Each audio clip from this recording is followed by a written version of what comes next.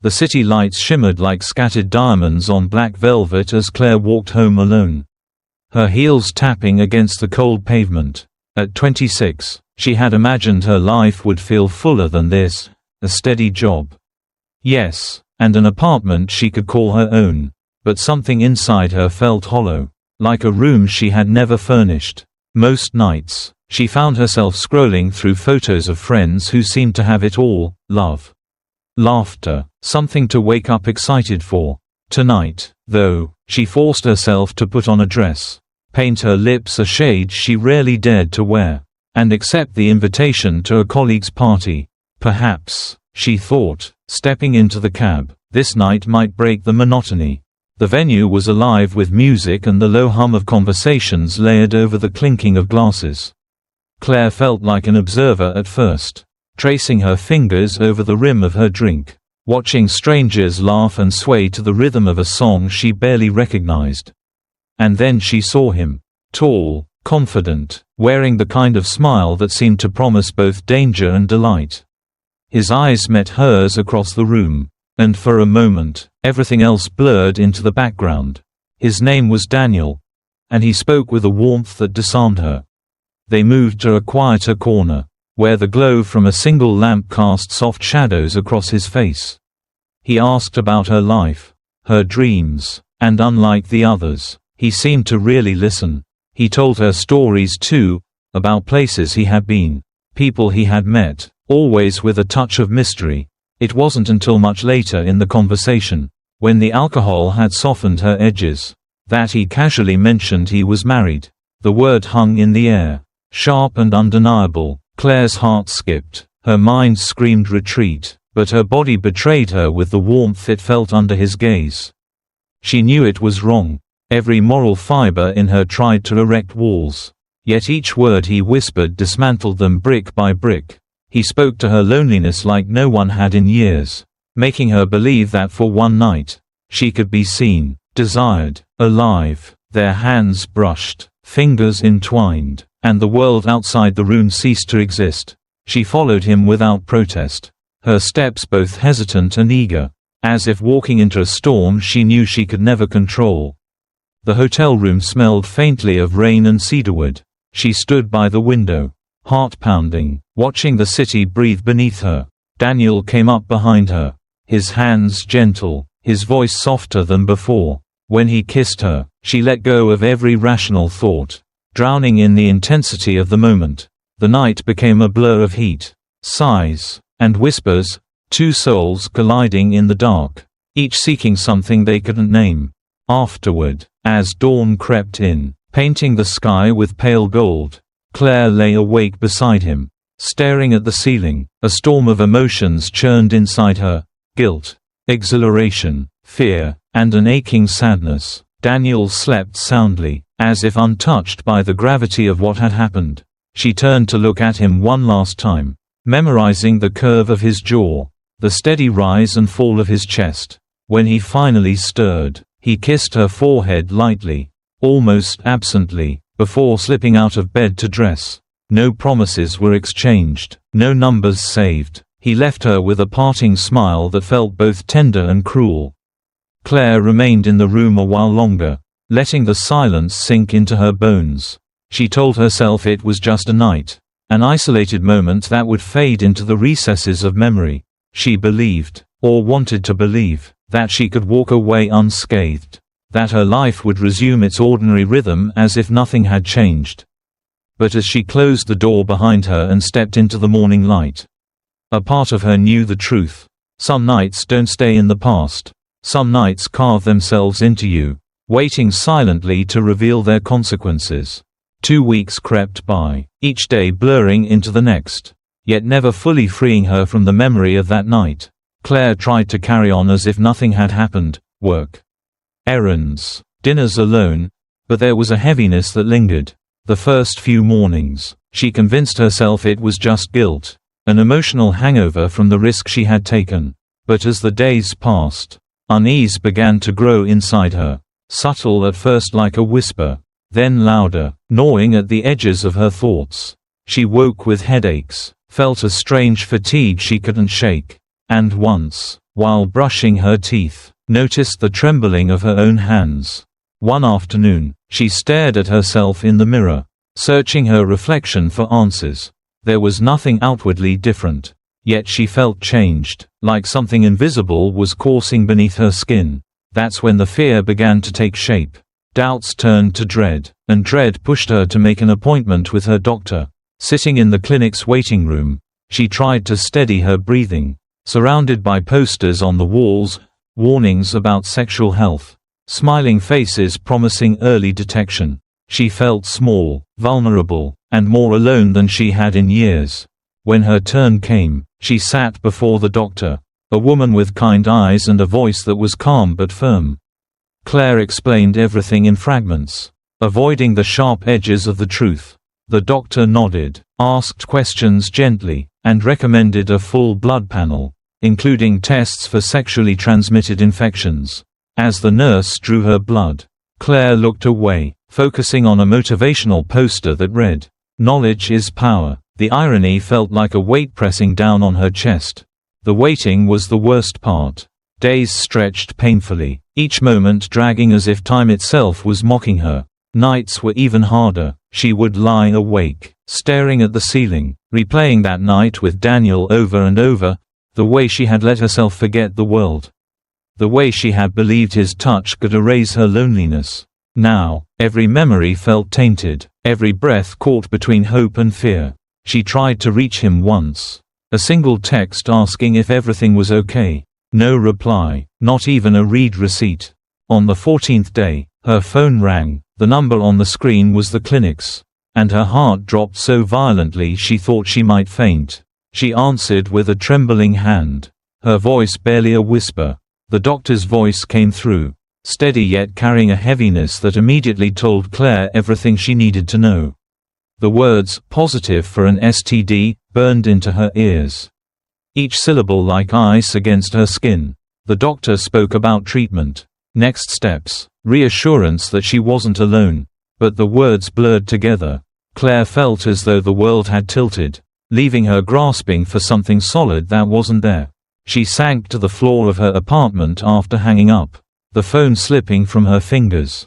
Tears streamed down her face, hot and relentless, her breath coming in ragged gasps. Shame, fear, and self-loathing swirled inside her until she couldn't tell them apart. She thought of her parents, her friends, the version of herself who had walked into that party full of hope. What would they see in her now? She whispered to herself, over and over, it was just one night. Just one night. But the echo of her words felt hollow, mocking her. That night, she curled up on her bed, knees to her chest, letting the sobs come until her body was too exhausted to cry anymore. The city outside continued its rhythm, oblivious to the storm raging inside her. As she drifted into a restless sleep, one thought clawed its way through the haze of despair. There is no such thing as just one night when the consequences choose to stay. Claire's fingers trembled as she stared at her phone screen. The contact saved under Daniel's name felt like a doorway to an answer she desperately needed, yet feared to open. The memories of their night together replayed like a broken record, each scene both intoxicating and haunting. She typed a message, simple, almost pleading, "We need to talk." She waited, watching the screen as if her gaze could force a response. Minutes turned to hours, and the only reply was silence. The next day, she gathered the courage to call. The rings seemed endless, a hollow sound filling her small apartment until it clicked to voicemail. She didn't leave a message the first time, or the second. On the third attempt, her voice cracked as she whispered, "I need to speak to you. Please." The vulnerability in her tone was raw, exposing a wound she hadn't even begun to understand. Days passed with no reply. Each time she checked her phone, the weight in her chest grew heavier. Her mind spun with possibilities. Had he changed his number? Was he ignoring her on purpose? Or had he simply erased her existence the moment he walked out that morning? Finally, a text arrived, not from him but from an unknown number. It was brief, cold, and final. "Do not contact me again." The words pierced through her like shards of ice. No explanation, no acknowledgement of what they had shared. just a wall of indifference. Claire's knees buckled as she read the message over and over, hoping she had misunderstood, but the meaning was clear. He was gone, vanished like smoke, leaving her to choke on the ashes.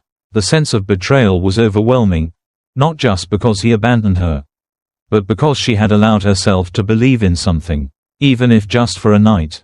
She had trusted the intimacy they shared, foolishly thinking it meant more than it did.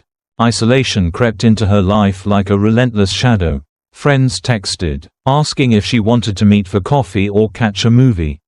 But she ignored them. She couldn't bear to face their questions, their concern. At work, she plastered on a smile that felt like a mask, hiding the turmoil underneath. Every sound, every face around her seemed distant, muffled, as if she were moving through life underwater. At night, the silence became unbearable. The walls of her apartment, once a refuge, now felt like a prison closing in on her. She replayed every moment with Daniel, searching for signs she had missed, red flags she had ignored. Each memory was a double-edged sword, reminding her of the warmth she had felt and the coldness that followed. She blamed herself for being naive, for letting her guard down, for thinking she could step into the fire and not get burned. The shame was suffocating. It whispered in her ear, telling her she had brought this upon herself, that she deserved the pain she was feeling. She stopped answering calls from her mother, afraid that even a simple, "How are you?" would unravel her completely. Meals went untouched. Nights were spent staring at the ceiling, her thoughts spiraling into a darkness she couldn't escape. Anxiety wrapped around her like chains. And with each day that passed, the links only tightened. In her solitude, Claire's mind became a battlefield. One part of her longed to scream, to demand answers from Daniel, to tell him how much he had broken her. Another part whispered that it wouldn't matter, that he had moved on without a second thought. She oscillated between anger and despair, between wanting to hate him and hating herself more. The image of his indifferent smile haunted her, a cruel reminder of how little she had meant to him. Her apartment became cluttered, dishes piled in the sink, clothes scattered on the floor. It mirrored the chaos inside her. She stopped opening the curtains, letting the room sink into perpetual twilight. The world outside continued to spin, oblivious to the storm consuming her. She felt like a ghost drifting through her own life, unseen and unheard. One evening, she sat on the edge of her bed, clutching her phone, tempted to call him one last time. Her thumb hovered over the screen, her heart pounding, but she knew it was futile. The man she had known for a fleeting night no longer existed. If he ever had, he had dissolved into the shadows, leaving her with nothing but questions that would never be answered. With trembling hands, she finally deleted his number, the act both liberating and devastating. As the days bled into weeks, Claire's isolation deepened. She avoided mirrors now, unable to face the woman staring back at her. The guilt, the abandonment, the self-loathing, they became her constant companions. Every sound outside her window, every laugh from a passing stranger, felt like a cruel reminder of a world she no longer belonged to. She was trapped in a loop of regret, and the exit seemed impossibly far away.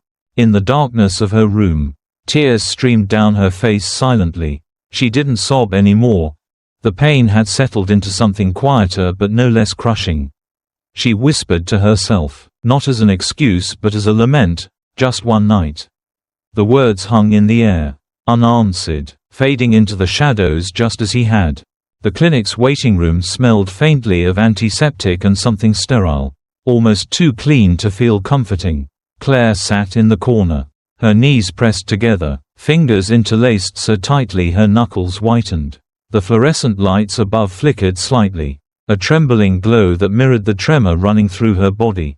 Each second stretched, an eternity marked only by the rhythmic ticking of a clock on the wall. She had been here before, but today felt different. Today the walls seemed to close in, and the air was too thin to breathe. When the nurse called her name, her legs felt heavy as she stood, as if moving through water. The hallway leading to the consultation room felt endless, lined with posters promoting prevention and safe practices, silent reminders of choices she had ignored. The door clicked shut behind her, and she found herself in a small, intimate room where every sound seemed amplified. The doctor, a woman with soft eyes and a steady presence, motioned for her to sit. Claire lowered herself onto the chair. Unable to stop her hands from trembling, she tried to steady her breath, but each inhale came out shaky, betraying the storm within her. The doctor sat across from her, placing the folder on the table between them. There was a moment of silence, the kind that weighs heavy, thick with unspoken truths. "I know this is difficult," the doctor began, her voice calm yet firm, "but I want you to understand that what we discussed today is not the end of your story." Claire's chest tightened. She wanted to be brave, to nod, to show strength, but her eyes blurred with tears. The doctor opened the folder and began to explain the treatment options. The importance of follow-ups. The steps she would need to take. Each word was delivered with care, but all Claire could hear was the echo of her own heartbeat pounding in her ears. Suddenly, the dam broke. A sob escaped her, raw and uncontrollable. She buried her face in her hands, her shoulders shaking. Through gasps, she managed to whisper, "It was just one night, just one night." The words hung in the air, fragile and desperate, like a confession and a plea all at once. The doctor leaned forward, her expression full of empathy. She didn't interrupt. She let Claire cry, let the waves of anguish wash over her. When the sobs subsided into soft, broken breaths, the doctor spoke gently. "One night can change everything, Claire, but it does not define you. What defines you is what you do now, with this knowledge, with this experience." The words felt like both a balm and a sting. Claire lifted her head slowly, her face streaked with tears. The doctor continued, emphasizing the importance of responsibility, of not letting shame bury her voice, of taking steps not only for herself but to protect others. The message was clear. She had a choice, even now, to turn her pain into something meaningful. As the appointment ended, Claire walked out of the room with the prescription in her hand and a heaviness in her heart. The world outside seemed unchanged, the same cars passing, the same people walking by, but to her, everything looked different, as if the colors had dulled. Her reflection in the glass door startled her. She barely recognized the woman staring back. That evening, sitting by her window, she thought about the doctor's words. She thought about the night that had led her here, about Daniel, about the choices that had spiraled into this moment. The guilt was still there, sharp and aching, but beneath it flickered something new, a fragile awareness that life, though fractured, still moved forward. She understood now that everything had changed, irreversibly, because of one mistake, yet within that change was the possibility of becoming someone stronger, someone wiser. The city lights began to glow as the sun dipped below the horizon. Claire wrapped her arms around herself, the tears coming again but softer this time, less violent. They were not just tears of sorrow, but of mourning for the person she had been before, and for the innocence she had lost. She whispered to the night, her voice trembling but resolute, "Nothing will ever be the same." And in that fragile admission, she found the first spark of acceptance. The weeks that followed were a slow climb out of darkness, a process as painful as it was necessary. Claire began treatment under the careful guidance of her doctor, each visit a small step toward healing both her body and her fractured spirit. The medications were harsh at times, leaving her fatigued and nauseated, but they also became a symbol of progress, a reminder that she was taking control. One dose at a time. Nights were still hard, filled with memories that clawed at her, but the suffocating weight that once held her down began to ease ever so slightly. During this period, Claire spent a lot of time reflecting. She would sit by her window, watching the city's pulse, and think about the countless others who might be suffering silently as she had. She realized she wasn't alone, that her story, as painful as it was, could become something more than a scar. The thought was frightening at first, sharing her most intimate wounds with strangers, but also strangely empowering. Perhaps, she thought, her pain didn't have to end with her. As the months passed, her strength returned. She began to re-engage with the world, answering her mother's calls, meeting friends for coffee, even laughing again, but something inside her had shifted. The old Claire, the one who floated through life detached and lonely, was gone. In her place was a woman who had faced the worst and survived. This new self carried a quiet resilience, an understanding that life's fragility made it all the more precious. It was her doctor who first suggested she might consider speaking about her experience. At first, Claire hesitated. The idea of standing in front of an audience, exposing her shame, seemed unbearable, yet the more she thought about it, the more it made sense. She remembered the moment in the clinic when she had broken down, whispering that it had been just one night. If only someone had reached her sooner with a story like hers. Perhaps she would have made a different choice. The first time she spoke at a school, her hands trembled so much she thought she might drop the microphone. Dozens of young faces looked back at her, curious, skeptical, waiting. She took a deep breath and began, her voice wavering at first but growing steadier with every word. She told them about loneliness, about temptation, about the night that changed everything. She didn't sugarcoat the pain, nor did she hide the mistakes. She laid it bare, raw and real, because they deserved the truth. When she finished, the room was silent for a moment before the applause came. A girl with tear-filled eyes approached her afterward and whispered, "Thank you, I needed to hear that." In that moment, Claire felt something shift inside her, a deep, healing warmth. Her story had touched someone, maybe even saved them from walking the path she had walked. From then on, she volunteered regularly, visiting schools and community centers, speaking to anyone who would listen. Each time, the fear lessened, and the pride grew. She was no longer a prisoner of her past, she was using it as a beacon. The pain that once consumed her had transformed into purpose, a force that guided her toward something greater than herself. Through these experiences, Claire came to understand that healing wasn't about forgetting, it was about finding meaning in the wounds. Her scars were still there, invisible to the eye but etched deeply into who she was. Yet they no longer defined her in terms of weakness, they were proof of her strength. She had taken the worst night of her life and turned it into a voice that resonated with others. A voice that could change lives. One evening, after a particularly moving session where several students stayed behind to thank her, Claire walked home under a sky painted with stars. For the first time in a long while, she felt at peace. The city lights no longer seemed harsh or indifferent, they felt alive. Like tiny affirmations sparkling against the dark. She smiled to herself, realizing she had found something she hadn't known she was searching for, purpose. Her pain had not been in vain.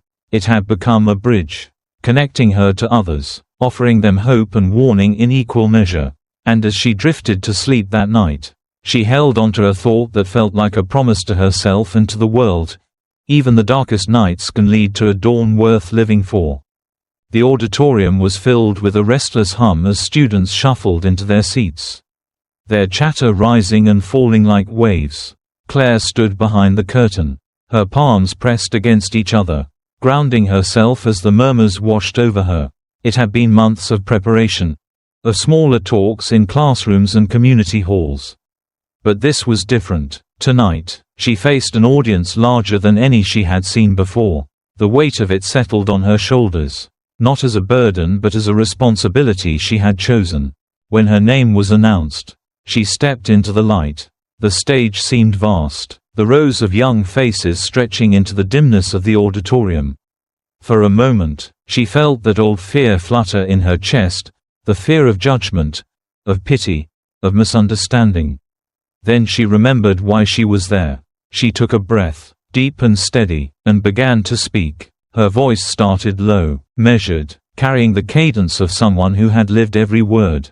She told him about the loneliness that had shadowed her, about the night she thought would fill the emptiness but instead changed her life forever. She spoke without embellishment, her tone stripped of drama yet heavy with truth. Every detail she shared carried the weight of her journey, from the moment of temptation to the crushing aftermath, the diagnosis, the isolation, and finally the slow climb back to life. As she spoke, the room fell silent. The restless energy dissipated, replaced by a stillness so profound it felt as if the walls themselves were listening. Claire saw faces soften, eyes widen. Some students shifted uncomfortably, others leaned forward, caught in her story. She could almost feel their hearts aligning with hers, beating to the rhythm of shared humanity. When she reached the part about sitting in the clinic, trembling as the doctor confirmed her fears, her voice cracked. She didn't fight the emotion, she let it flow. Because vulnerability was what connected them. She confessed how she had whispered to herself, "It was just one night," as though saying it could undo the damage. But it hadn't. That night had shaped her, scarred her, and ultimately forged her into the person standing before them now.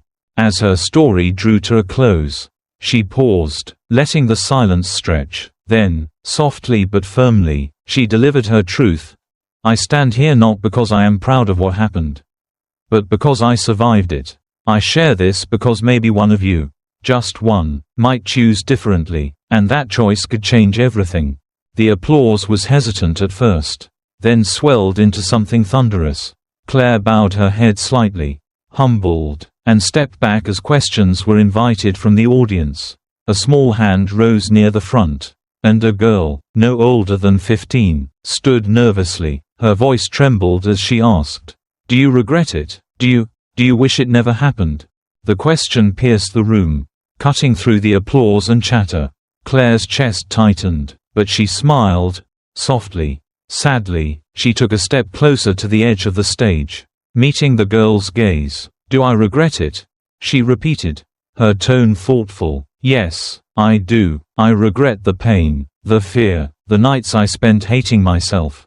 But if it hadn't happened, I wouldn't be here speaking to you now. I wouldn't have the chance to stop even one of you from walking the same path I did. So, yes, I regret it, but I am grateful I can turn that regret into something that matters." The girl nodded, her eyes glistening, and Claire felt a surge of warmth spread through her chest. She realized then that every step she had taken to get here had been worth it. She ended the session with words that had become her mantra, a message carved from her own scars. One moment of passion can cost you a lifetime of regret, but the choice, always, is yours to make. Her voice carried across the hall, firm and resonant, and for a heartbeat, the entire room seemed to hold its breath. As the students rose, many approached her, some hugging her, others whispering their own fears and thanks. Claire embraced each moment, each connection, knowing this was why she had endured everything. She left the auditorium that night not just as a survivor, but as a voice that could save. Walking out under the star-streaked sky, she felt the cool air against her skin, crisp and alive. The darkness no longer frightened her. It felt like a canvas for the light she now carried within. Claire smiled to herself, her heart steady and strong. She had turned her darkest night into a dawn, not just for herself, but for those willing to listen. And as she disappeared into the night, the echo of her final words lingered in the hearts of those she had touched. A beacon they would carry long after the stage lights dimmed.